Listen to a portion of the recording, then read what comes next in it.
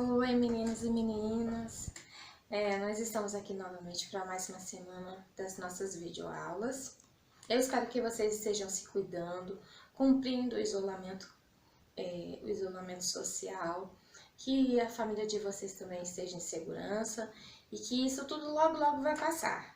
Mas enquanto essa situação não passa, nós estamos aqui e nós temos que continuar os nossos estudos. No decorrer dessa semana, eu vou mandar para vocês, agora na primeira imagem da nossa videoaula, a nossa lista de todas as atividades que foram feitas no mês de maio, fechando assim com vocês a lista do mês de maio. Também vou pedir para mandar pelo e-mail para vocês que quiserem imprimir a lista para conferir tudo que vocês têm que fazer durante o mês de maio e as pontuações de cada atividade. Durante essa semana, o sexto ano, nós vamos ver o capítulo 6. Então, o sexto ano vai começar atividades no capítulo 6, Reino de Kut e Ashum.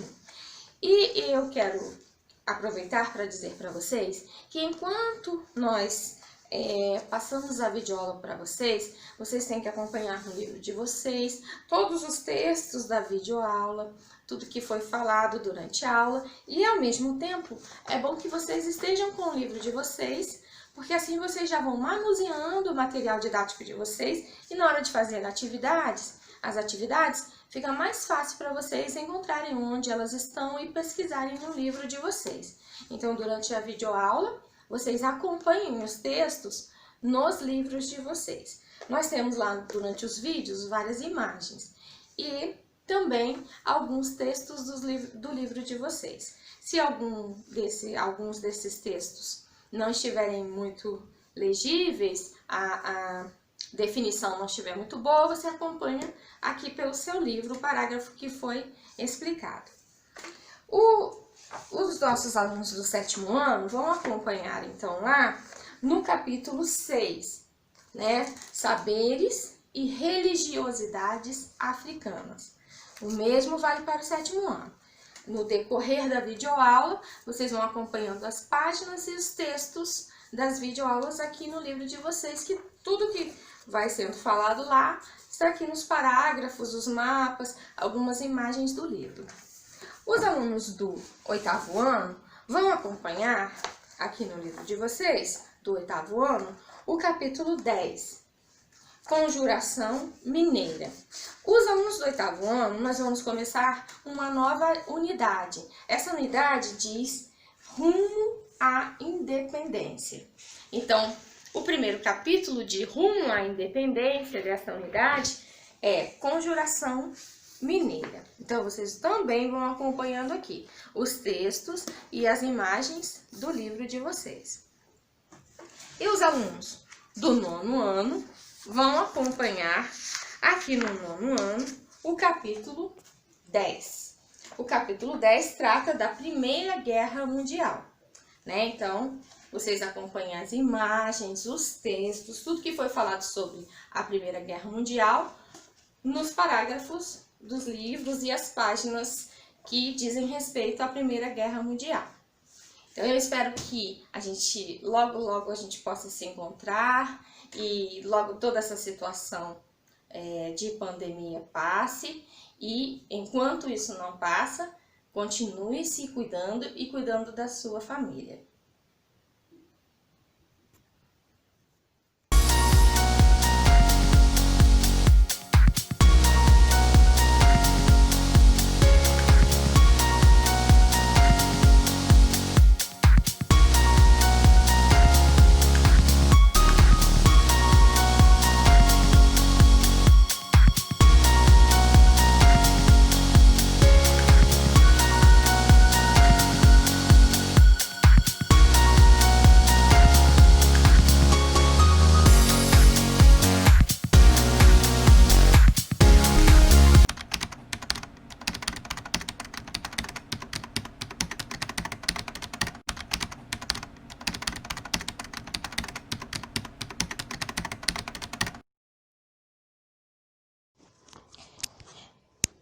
Hoje nós vamos falar do capítulo 6, saberes e religiosidades africanas. A socióloga Nancy Schwartz declarou que uma das formas de fortalecer a democracia em diversos países africanos seria recuperar as tradições e os costumes políticos praticados no continente durante o período pré-colonial, ou seja, o período anterior ao processo de conquista da África por potências europeias. África pré-colonial. Até o século XV, os europeus pouco conheciam da rica diversidade cultural da África, já que encontravam dificuldades para explorar o continente e estabelecer relações comerciais, culturais ou militares com as sociedades africanas. Isso começou a mudar nesse século, especialmente por conta da organização de expedições portuguesas pelo litoral da África. Por essa razão, o período que vai até o século XV é chamado de período pré-colonial, termo que faz referência ao processo de dominação colonial de territórios cada vez mais extensos do continente por diversas potências europeias. As diversas sociedades que se desenvolveram no continente africano nesse período estabeleceram um intenso processo de trocas comerciais e culturais. Os comerciantes promoviam a circulação de saberes e técnicas de uma região para a outra, estimulando uma rica cultura e promovendo o desenvolvimento tecnológico de diferentes sociedades. Foi com as rotas comerciais, por exemplo, que o norte da África e a região conhecida como África subsaariana mantiveram contatos entre si. O deserto do Saara, uma região bastante inóspita e que não possibilita a ocupação humana sedentária, era cruzado por comerciantes e caravanas que partiam do norte e do sul do continente e promoviam a troca de ideias, crenças religiosas, saberes e técnicas. Como nós podemos ver no mapa abaixo, essas rotas elas aconteciam para todos os lados da África, né? E essas trocas comerciais enriqueceram muito o continente africano, e é por isso que nós temos essa diversidade cultural, essa diversidade religiosa, essa diversidade de técnicas e saberes do continente africano.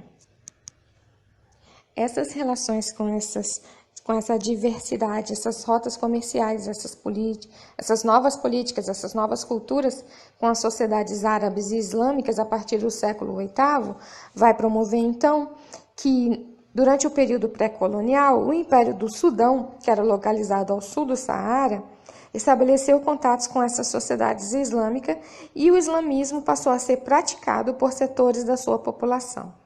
Nesse processo, as crenças islâmicas também se modificaram e foram influenciadas por aspectos da cultura africana.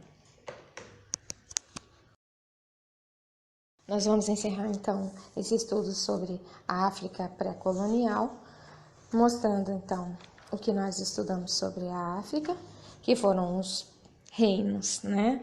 As sociedades africanas, a diversidade étnica, diversidade cultural, os centros comerciais, a influência islâmica, né, em Gana, em Mali e Songhai, os povos bantus, os povos de Mali, povo Songhai, povo de Gana, os iorubás.